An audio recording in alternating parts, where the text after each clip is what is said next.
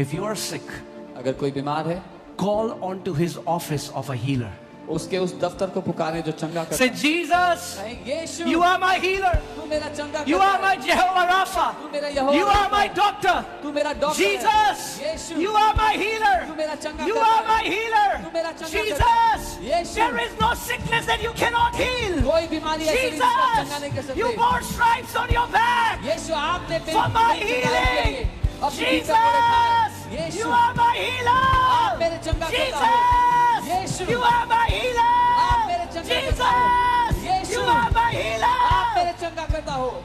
ये शरीर परमेश्वर ने आपको दिया है। ये शरीर पवित्र आत्मा का मंदिर है। This इस house- शरीर के ऊपर शैतान का कोई अधिकार नहीं है। This body is the temple of the Holy Spirit and devil has no authority. He over your body. is a trespasser. वो घुसपैठिया है। He has to be kicked out by force. उसको जोर के साथ लात मारकर फेंका जाना जरूरी मगर है। अगर बेचारे बन के रहोगे तो कभी जय नहीं देख पाओगे। I pray today that Holy Spirit will stir your heart and that Lion of Judah will roar out of your belly. मैं ये प्रार्थना करता हूँ कि पवित्र आत्मा आपके दिल को हिलाए और वो यहूदा का शेर आपके अंदर से दहाड़ लगाने वो लगे। यहूदा का शेर आपके Amen. अंदर रहता है।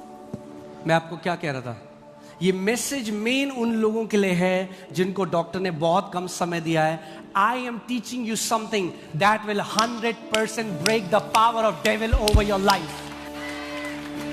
मैं आपको बता, this message is for those whom the doctors have given very less time. ये संदेश 100% आपकी जिंदगी से शैतान की ताकत को तोड़ देगा। Amen. सबसे पहली चीज अपने चमत्कार को पाने से पहले सबसे first thing that you need is humility. The first thing before getting your miracle is humility, Namrata. And humility means teachability. और नम्रता का अर्थ है कि आप सीखने के लिए तैयार हैं, इच्छुक हैं। Amen. Teachability. सीखने के लिए तैयार हैं। You can submit. आप आधीन आज हो के सकते टाइम में आप क्या देख रहे हैं? हैं। What do we see today? There's a broken order. एक There's a broken order. There's a broken. God had said divine order.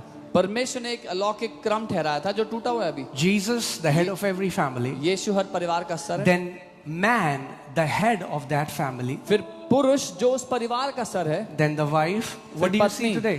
आप आज क्या देखते हैं? Rebellion called feminism. विद्रोह जिसको फेमिनिज्म कहा जाता है।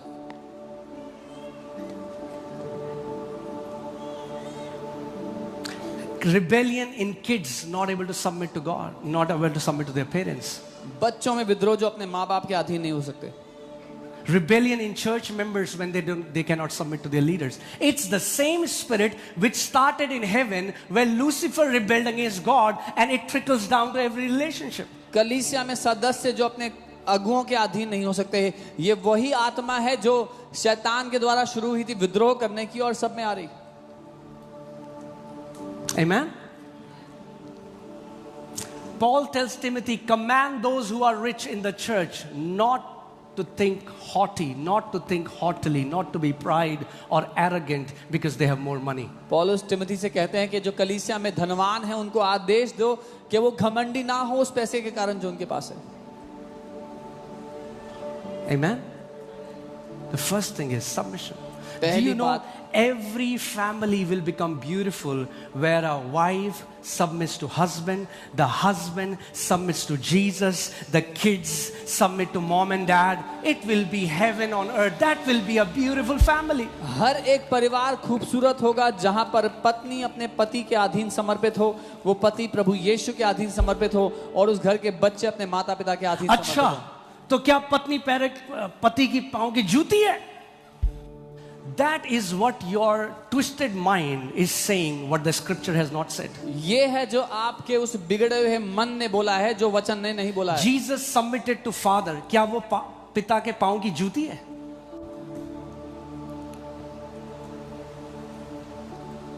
No.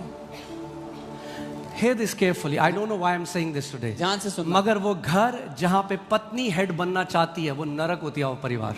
A house where the woman wants to be the head, that house will be like If you hell. don't like me saying that, you are free to leave. अगर ये पसंद नहीं आ रहा तो मैं बोल रहा हूँ तो आपको आजादी है जाने की. But God's family has to be like God's family. लेकिन परमेश्वर के परिवार को परमेश्वर के परिवार की तरह होना होगा.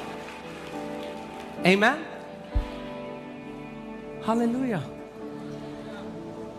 Now, am I saying, I don't know why I'm going there. Lord, bring me back to my message. But hear this. सुनिए, There are abusive husbands, but that's not the norm. Don't take one wrong example and normalize it for everyone. ऐसे पति हैं जो मारपीट करते हैं, पर वो स्टैंडर्ड बना के सब पर लागू मत कर दो कि सारे पति ऐसे होते हैं. प्रभु ने सेट किया है order. God has ordained this.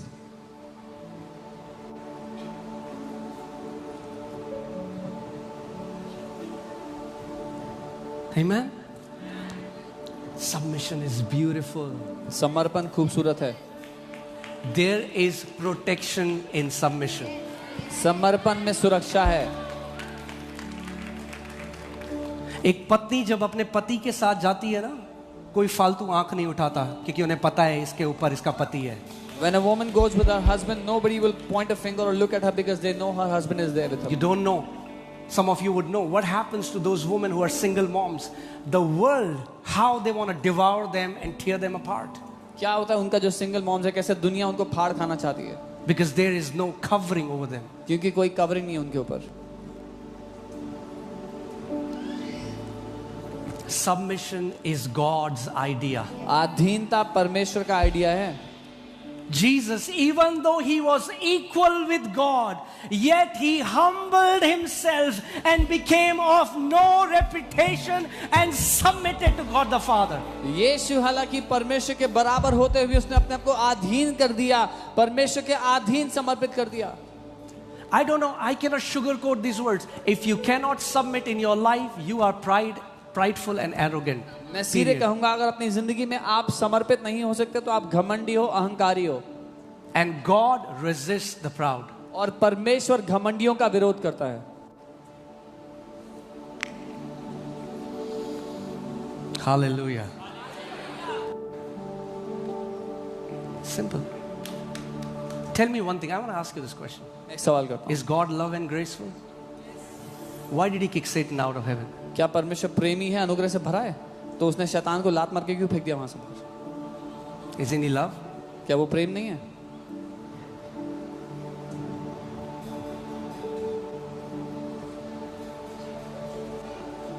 Because pride can twist people's heart that no longer will they submit to anyone in their life. क्योंकि घमंड लोगों के दिल को ऐसा मरोड़ देता है कि वो दोबारा किसी के भी अधीन नहीं हो पाएंगे जिंदगी में.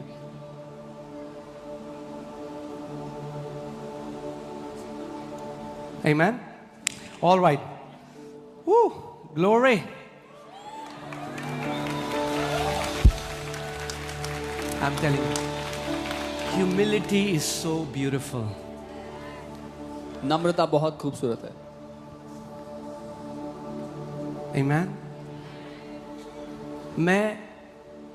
Just because I'm leading this church, I'm not saying this. God knows my heart. I'm telling you with all my heart, I've seen the lives of people who submit. मैं सिर्फ इसलिए नहीं कह रहा कि मैं इस कलीसिया की अगुवाई करता हूं, लेकिन मैंने अपने दिल से कह रहा हूं, मैंने उन लोगों की जिंदगी देखी है जो समर्पित होते हैं. And those who don't. और जो लोग नहीं होते हैं समर्पित, who are rebellious. जो विद्रोही होते हैं. Okay, let's see this. Romans 5:17. For if by one man's offense death reigned through the one, hear this, much more those who receive the abundance of grace. That means abundance of grace automatically doesn't work for you. You will have to receive it. क्योंकि जब एक मनुष्य के अपराध के कारण मृत्यु ने उस एक के द्वारा सब पर राज किया, तो जो लोग अनुग्रह की बहुतायत को ग्रहण करते हैं, आप अनुग्रह की बहुतायत को ग्रहण कर सकते हो. And hear this. सुनिए, you cannot receive anything which God has not already given you first. आप ऐसा कुछ भी ग्रहण नहीं कर सकते जो परमेश्वर ने आपको पहले से ही नहीं दे दिया है.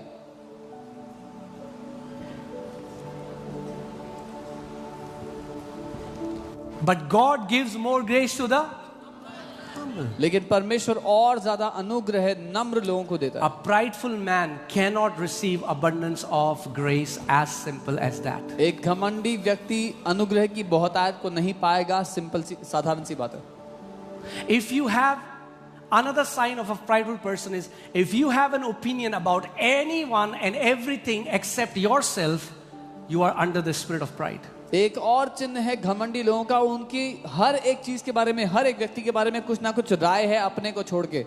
आप उस घमंड के अधीन हो। आप शादी में जाओ, गो टू अ वेडिंग, दूल्हा मोटा था, दुल्हन पतली थी, पनीर रबड़ जैसी थी, मजा नहीं आया। आप किसी कलीसिया में गए, यहाँ ऐसा था, ये वैसा था। आप ऑफिस गए, मेरा मैनेजर ऐसा, मेरा ये ऐसा, मेरा वो ऐसा। अरे कभी खुद ये भी देखो कि मैं कैसा। They find faults in everything and everywhere they go. The church, they go to the office they work in. Sometimes they should look at how they are. अगर हर कोई खराब है आपके आसपास, हर कोई, तो फिर एक काम करो और अंदर झांको उस लेंस में जिसके द्वारा आप सब चीज देख रहे हो। If everyone you see around you has a problem, then look at the lens that you're seeing through. आपको एक कहानी सुनाता हूँ। I'll tell you a कई story. चेहरों को देख रहा हूं मैं अभी, I'm seeing many faces. काफी खुश लग रहा है आपका चेहरा। You look very happy. एक घर में डाइनिंग टेबल के पास एक खिड़की थी, उससे पड़ोसी का घर दिखता था। In a house they had a window next to the dining table from where they could और see वहां the पे neighbor's वो house. कपड़े उनके सूखते हुए दिखते थे। And they would see their और laundry पत्नी drying सुबह there. सुबह जब आती थी, And every morning when the wife came, कहते ये बगल की जो पड़ोसन है इसको कपड़े धोने नहीं आते, she would say, this neighbor, this lady doesn't know how to wash her कितने clothes. गंदे कपड़े सुखाती है, देखो कितने गंदे और नहीं All her clothes are so dirty, look at them. सफेद कपड़े कितने पीले पीले दाग है। But all the white clothes, they look so pale and yellow. उसको हर चीज में ओपिनियन था। She had an opinion about everything. Opinion को हिंदी में क्या बोलेंगे? राय थी हर चीज के बारे में। She had an opinion about ये everything. ऐसा, वो ऐसा, ये चोपड़ा जी ऐसे, शर्मा जी वैसे, सब ऐसे, ये ऐसा, वो ऐसा, ये ऐसा, वो ऐसा। She had an opinion about everybody around her, everything. Watch out, especially those people जो आपके साथ हमेशा किसी ना किसी और की बातें कर रहे हैं। Watch out. उन लोगों से बच के रहो who always talk about other people when you are around.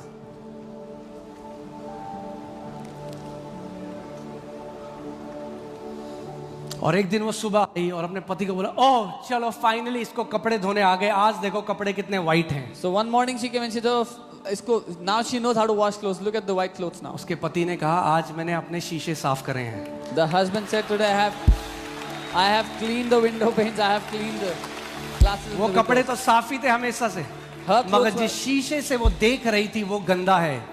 कई बारी इस शीशे को साफ होना बहुत जरूरी है।